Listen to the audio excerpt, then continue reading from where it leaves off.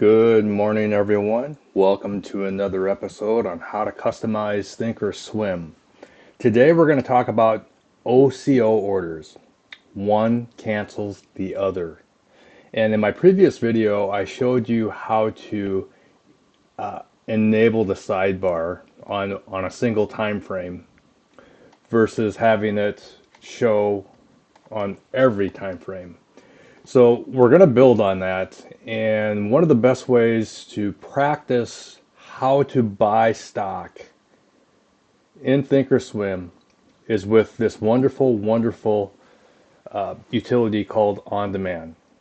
When you click on On Demand, it allows you to go back in time and back test your strategy risk-free. Let me say that again, risk-free. So if you're one of these people who loves to test stuff prior to putting any kind of money on the line, On Demand is for you. So when I click on Demand here, you can see that we're going to go back to December 2nd of 2024 at 9:37 a.m. Central Daylight Time for Wayfair. Once I do that, this virtual account allows me to take trades. So if, for example here, if I wanted to buy Wayfair because I believe it's going to go up, I can come in here and click on Buy Ask. And then I could confirm this right here in the bottom right hand corner. And so right there, I just bought 20 shares of Wayfair at $48.13. Now I know that because on the sidebar, I have already configured my position to show me that it's plus 20, which means I'm long 20 shares.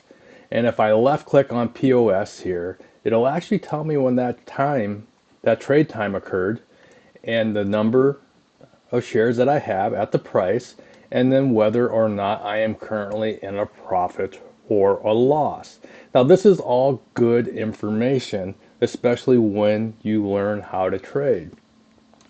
One of the most common questions I get is that, but what if I am not there to get out of the trade? And I know psychologically that's really hard for a lot of the new traders out there because they are absolutely glued to their screens.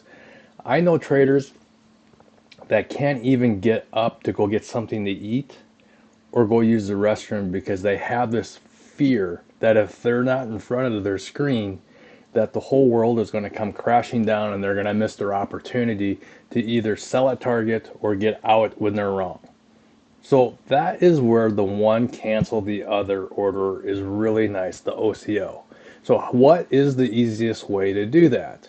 Well, there's several different ways, but I'm going to show you from this interface or from this pane of glass how to create an OCO order.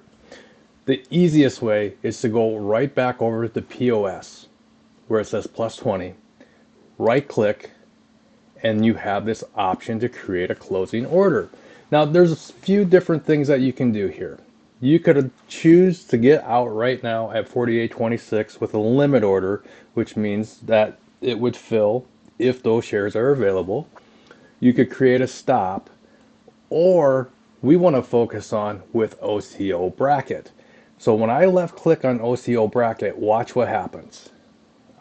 Immediately this wizard and order entry comes up. And here's the best part. You really don't have to change a lot. The only thing that you want to be aware of is the price for the limit and the price for the stop. You'll notice how this is set by default within my settings at $1. The other default is day. This is how long this is enforced for. So if I just want to set this OCO order or bracket for the day, that's all I'm going to do. I'm going to take the defaults and hit confirm and send and watch what will happen. Immediately you can see that on all these time frames the orders are showing up. But what's really cool about this is because I have multiple time frames, whether it be 30-minute, 15-minute, or 5-minute, I now, let's just say I want this to go up to 48. I feel like that's a potential target. I can drag this order to wherever I feel I'm going to get filled. So if I want to, I'm going to move this to 48.50 right there and then hit send. And if I'm right, it's going to fill that order and I'm going to get paid. And then if I'm wrong, I've got this minus 20 STP, which is a stop, which tells them that, hey, if I'm wrong, I just want to get out right here. So that is how you create an OCO order and you let the trade play out. It's so important that you learn how to let a trade play out and not try to outsmart the market. All right, if this video helped, please give it a like, give it a thumbs up. If you haven't subscribed, please subscribe. And if you have any questions, please, please, please feel free to join us in the Discord server.